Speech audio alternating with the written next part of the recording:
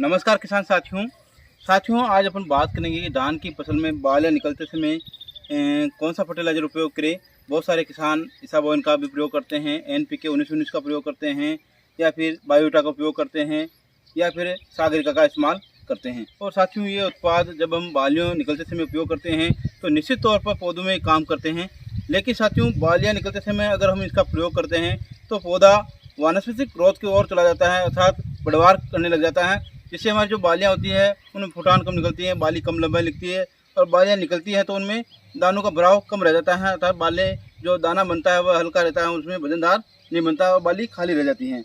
तो साथियों जब बालें निकलती हैं उस समय हमारे को किसी भी ग्रोथ प्रमोटर का उपयोग नहीं करना है, क्योंकि साथियों ग्रोथ प्रमोटर पौधे की बढ़वार को तेज़ी से बढ़ा देते हैं, जबकि अब जो फ्लावरिंग स्टेज होती है अर्थात जो बाली होती है उसमें दाना बनाने की स्टेज होती है, उसमें दाना हल्का रह जाता है, क्योंकि जो पौधे की जो सारी ग्रोथ है, सारी ताकत है वह ग्रोथ की तरफ चली जाती है, न कि उसे दाने बनाने में चली जाती है। तो साथियों हो सके जहाँ तक आप जब अपनी बालियाँ निकल रही हो उसमें ग्रोथ प्रमोटर का उपयोग ना करें।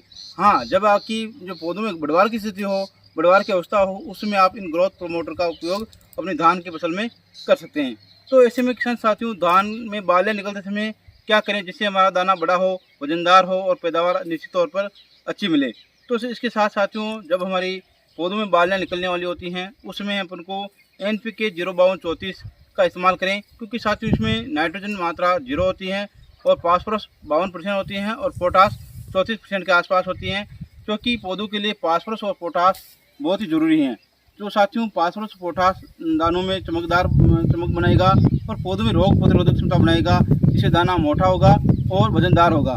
तो साथियों जब भी आपकी धान की फसल में बालियाँ निकलनी हो उसमें अगर आप किसी इंसेक्टिसाइड का प्रयोग करते हैं, आपकी फसल में कोई कीटनाशक लग रहा है या कीटाणु लग रहा है, लट लग रही है, तो उसके साथ आप NPK 05234 का इस्तेमाल कर सकते हैं। अब मात्रा कितनी रखें, तो NPK 05234 की आप प्रति टंकी लगभग 60 से 70 ग्राम रख सकते हैं। किसान साथियों इस समय धान की जो बढ़वार अवस्था देख सकते हैं, इसमें कहीं कहीं में दूसरा रोग देखता हूँ। इसमें अभी कीटू में बात करें तो इसमें पत्ती लपेटक कीट लग रहा है, तना छेदक मक्खी का प्रकोप देखने में मिल रहा है, और साथ ही इसमें ब्लास्ट रोग का भी कहीं कहीं पौधों पर देखने में मिल रहा है।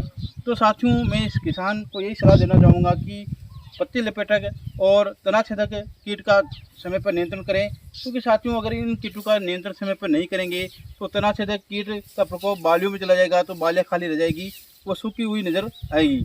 तो इसके लिए आप प्रोपेनोफॉस काम ले सकते हैं, क्लोरोपाइरिफॉस 20 cc काम ले सकते हैं, क्लोरोपाइरिफॉस 50 cc काम ले सकते हैं, इमामेक्टिन बेंजोएट काम ले सकते हैं, इंडोक्साकार्ब काम ले सकते हैं। इस प्रकार इन किसी भी कीटनाशक का इस्तेमाल करके आप इन कीटों का नियंत्रण आसानी से कर सकते हैं। इसके अलावा साथियों बात करें ब्लास्ट रोग की, तो ब्लास्ट रोग में साथियों आप मैंकोजेब का इस्तेमाल कर सकते हैं, या एजोक्सिस्ट्रोबिन, टेबुकोनाजोल, प्रोपिकोनाजोल, इनमें से किसी भी एक फंजिसाइड का उपयोग करें, जिससे आपकी इस ब्लास्ट रोग या शीत ब्लास्ट रोग का आप कंट्रोल आसानी से कर सकते हैं। इस प्रकार साथियों आप धान की फसल में निरंतर देख रेख करें, अपनी फसल को समय समय पर देख के उसका उपचार करें। जय हिंद, जय भारत, जय किसान।